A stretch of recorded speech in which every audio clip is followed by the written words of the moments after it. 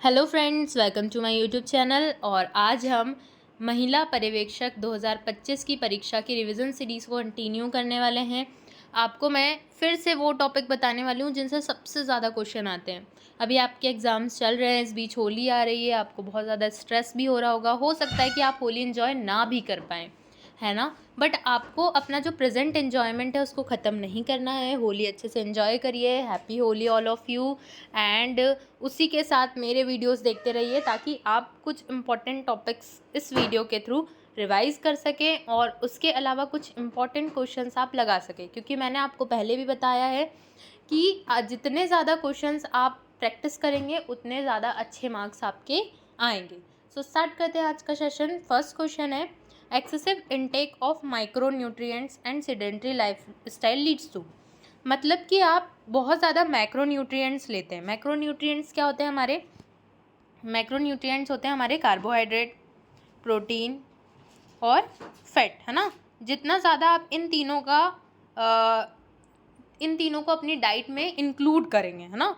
और sedentary lifestyle का मतलब क्या होता है कि निष्क्रिय जीवन शैली। निष्क्रिय जीवन शैली क्या कि आप सो रहे हैं, सोए हुए हैं। तो इन सब चीज़ों की वजह से क्या होता है? इन सब चीज़ों की वजह से गुड हेल्थ होती है क्या? नहीं। प्रॉस्पेरिटी, संपन्नता आती है? नहीं, है ना। हेल्दी लाइफस्टाइल होता है? नहीं। इन सब चीज़ों की वजह से होता है। अगर आप ज़्यादा कार्बोहाइड्रेट, ज़्यादा प्रोटीन, ज़्यादा फैट लेंगे तो इन सब चीज़ों की वजह से क्या होता है? मोटापा, मतलब कि ओबेसिटी। ओके, सो इसका करेक्ट आंसर क्या होने वाला है? ओबेसिटी। नेक्स्ट क्वेश्चन हम देखेंगे। नेक्स्ट क्वेश्चन क्या है? Which of the following group is more vulnerable to fracture and calcium deficiency. मतलब कि ये जो 4 एज ग्रुप आपको दिए हुए हैं, इनमें से सबसे ज़्यादा कौन सा ऐसा समूह है जो अधिक असुरक्षित है कैल्शियम की डेफिशिएंसी को लेकर? मतलब कि कैल्शियम की डेफिशिएंसी किनको ज़्यादा अफेक्ट करेगी? तो वो अफेक्ट करेगी यहाँ पे अडल्ट को करेगी क्या? नहीं। एडोलसेंट को? नहीं। और उसके अलावा नॉन ऑफ दीज तो हो ही नहीं सकता इसका आंसर। तो इसका मतलब एल्डरली। एल्डरली का मतलब क्या होता है? बुजुर्ग, है ना। सो बुजुर्गों की बात करें तो उनकी हड्डियाँ कमज़ोर हो जाती है, तो इनको सबसे ज़्यादा अफेक्ट करेगी कैल्शियम डेफिशिएंसी। नेक्स्ट क्वेश्चन देखेंगे, क्लिनिकली विटामिन B12 डेफिशिएंसी। ये तो सीधा कॉन्सेप्चुअल क्वेश्चन है कि विटामिन B12 की डेफिशिएंसी से क्या होता है। Pernicious anaemia, bad breath, tooth decay या iron deficiency anaemia.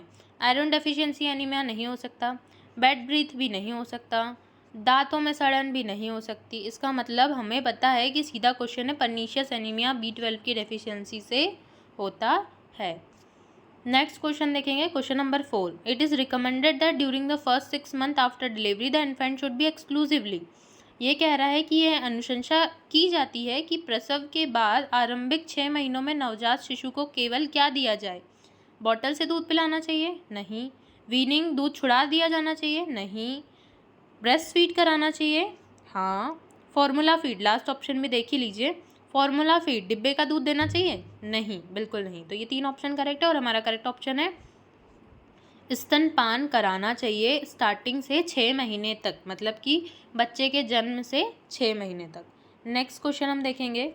Next question क्या है? 5 food group plan permits an individual to plan a menu. पंचभोज समूह योजना तत्व अंतग्रहण प्राप्त करने के लिए सूची तैयार करने की सुविधा देती है ना। तो कौन देता है 5 फूड ग्रुप प्लान? कौन देता है? हमारा RDA देता है। कौन देता है? RDA। ये भी डायरेक्ट क्वेश्चन है, फर्स्ट ऑप्शन इसका करेक्ट आने वाला है। 6th है, phosphate plays an important role in formation of phosphorus, है ना। फॉस्फोरस किसके फॉर्मेशन में इंपॉर्टेंट रोल प्ले करता है? सो अगर हम बात करें फॉस्फोरस, तो ये बोन्स एंड टीथ, है ना। बोन्स और टीथ के फॉर्मेशन में कैल्शियम और फॉस्फोरस बहुत ही इंपॉर्टेंट रोल प्ले करते हैं। नेक्स्ट क्वेश्चन हम देखेंगे। नेक्स्ट क्वेश्चन है 7 नंबर का। Complication of pneumonia could result in. जो निमोनिया का कॉम्प्लिकेशन होता है ना, उसकी वजह से क्या हो सकता है? Increase heart rate, difficulty in breathing, both of the above या नन ऑफ द अबव। तो नन ऑफ द अबव तो नहीं होगा, क्योंकि अगर निमोनिया होगा तो डिफ़िकल्टी इन ब्रीदिंग तो होगी, और अगर डिफ़िकल्टी इन ब्रीदिंग होगी तो हार्ट रेट भी इंक्रीज होगा। Okay, so both of the above इसका क्या है? करेक्ट आंसर है। करेक्ट आंसर क्या है इसका? Both of the above. Next question देखेंगे। Angular stomatitis, glossitis, cheilosis are deficiency symptoms of. अगर हम बात करें स्टोमेटाइटिस, ग्लोसाइटिस और चीलोसिस, ये तीनों किसकी डेफिशिएंसी से होता है? तो ये होता है राइबोफ्लेविन की डेफिशिएंसी से। किसकी डेफिशिएंसी से होता है? राइबोफ्लेविन की। नेक्स्ट क्वेश्चन हम देखेंगे, विच of the following is communicable disease, है ना, इनमें से कौन सी जो है डिसीज़ वो कम्युनिकेबल है? अगर हम डायबिटीज़ की बात करें तो ये नॉन कम्युनिकेबल में आता है, क्वाशियोरकर भी नॉन कम्युनिकेबल में आता है, मैरिस्मस भी नॉन कम्युनिकेबल में आता है। इसमें से क्वाशियोरकर और मैरिस्मस जो दोनों हैं वो क्या है? PEM है, प्रोटीन एनर्जी माल न्यूट्रिशन। डायबिटीज़ की बात करें तो शुगर लेवल इसमें इंक्रीज़ होता है। क्या होता है? शुगर लेवल इंक्रीज़ होता है इसमें, है ना। तो बचा यहाँ पे हमारा डिप्थेरिया। तो डिप्थेरिया क्या है? ये एक कम्युनिकेबल डिसीज़ है। ये हमारा करेक्ट आंसर आना है। नेक्स्ट है 10th, predominant sign of vitamin K deficiency. Vitamin K किसके लिए रिस्पॉन्सिबल होता है? ब्लड क्लॉटिंग कराने के, है ना।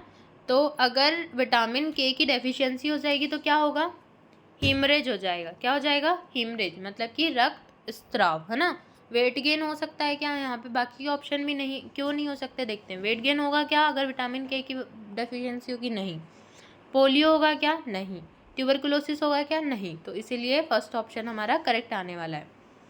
नेक्स्ट क्वेश्चन देखेंगे, what are the necessary steps to be taken for the prevention of dengue. Dengue की प्रिवेंशन के लिए हमें इनमें से कौन सी नेसेसरी स्टेप को लेना है? Environmental hygiene and sanitation, use of mosquito repellent, protection through proper clothing, या ऑल ऑफ द अबव। तो इसका करेक्ट आंसर आएगा ऑल ऑफ द अबव, क्योंकि मॉस्किटो से प्रिवेंशन करना होता है डेंगू के लिए तो आसपास सफाई होना बहुत ज़रूरी है, मॉस्किटो रिपेलेंट का यूज़ करना ज़रूरी है, मच्छर भगाने वाले, है ना। और उसके अलावा अच्छे कपड़े, मतलब कि फुल स्लीव्स क्लॉथिंग और फुल स्लीव्स कपड़े आप जो भी पहनने वो, ताकि मच्छर आपको काट ना पाए, है ना।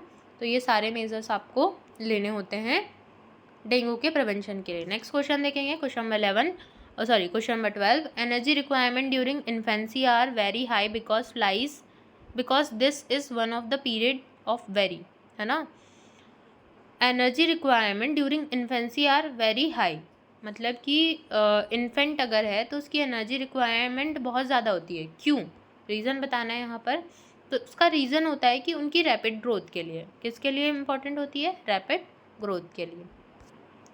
नेक्स्ट क्वेश्चन है, द पर्दा well system decreases the availability of. अगर हम बात करें जो पर्दा सिस्टम चलता था उसकी वजह से किसकी डेफिशिएंसी होती थी सबसे ज़्यादा? Vitamin A? No, vitamin A तो हमको गाजर खा के, तो पर्दा सिस्टम का कोई रिलेशन ही नहीं है ना। विटामिन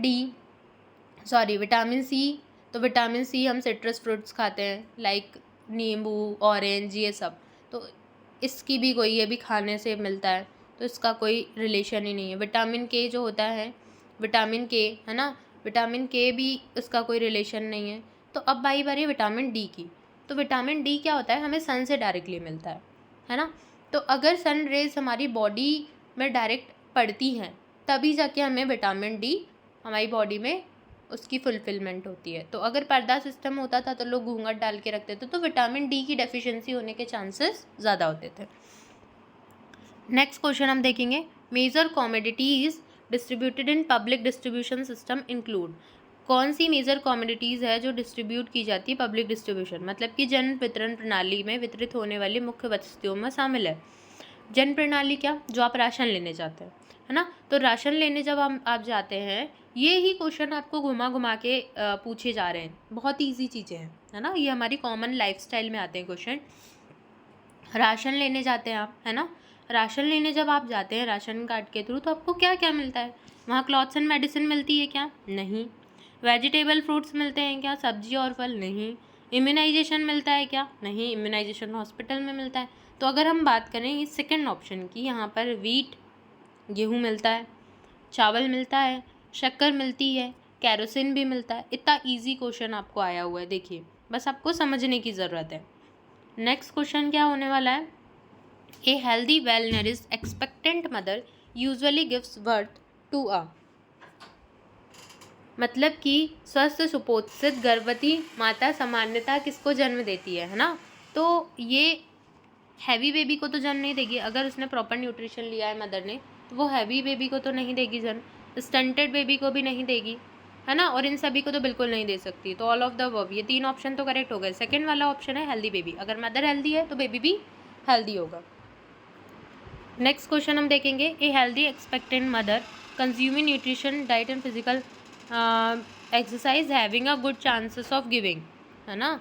अगर हम बात करें, एक मदर है, एक प्रेग्नेंट वूमन है ना, वो पूरे पोषक आहार ले रही है ना, प्रॉपर फिजिकल एक्सरसाइज मतलब कि एक्सरसाइज वगैरह कर रही है, तो उसके चांसेस सबसे ज़्यादा किस चीज़ के होते हैं?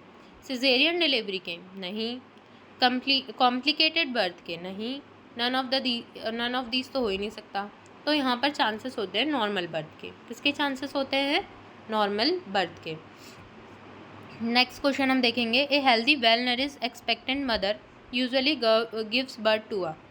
अगर हम healthy well nourish expectant mother का देखेंगे, ये क्वेश्चन शायद रिपीट हो गया गलती से, सो ये एक हेल्दी बेबी को बर्थ देगी। नेक्स्ट क्वेश्चन देखेंगे, MMR vaccine provides protection from the following disease. MMR vaccine किस डिसीज़ के लिए प्रोटेक्शन देती है? तो हम बात करेंगे MMR, मीज़ल्स, मम्स और रुबेला।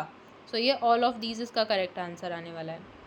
नेक्स्ट क्वेश्चन हम देखेंगे, following are the determinant of food security except. इनमें से कौन सा जो है डिटर्मिनेंट है फूड सिक्योरिटी का, है ना। ये सारे फूड सिक्योरिटी, यहाँ पर कुछ ऑप्शंस जो 4 ऑप्शन आपके सामने दिख रहे हैं, उनमें से 3 फूड सिक्योरिटी के डिटर्मिनेंट्स हैं, लेकिन एक नहीं है।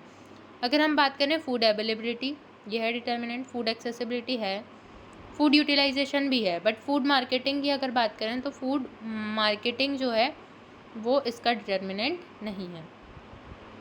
नेक्स्ट क्वेश्चन है, scurvy is due to the deficiency of. Scurvy जो है वो किसकी डेफिशिएंसी से होता है? Scurvy is due to deficiency of vitamin C, हमें पता है।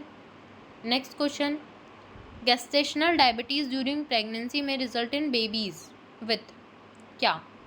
Gestational diabetes high birth weight की वजह से होता है। किसकी वजह से होता है?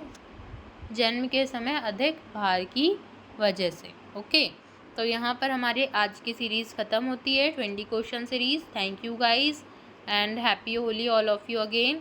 अच्छे से आप होली सेलिब्रेट करिए, मेरे वीडियोस देखते रहिए और होली पर मेरे चैनल को सब्सक्राइब करना बिल्कुल ना भूलें एंड अपने फ्रेंड से ये जो मेरा चैनल है वो शेयर करें, ताकि वो भी ज़्यादा से ज़्यादा क्वेश्चंस प्रैक्टिस करें और एग्ज़ाम में बहुत अच्छा स्कोर करें। Thank you guys.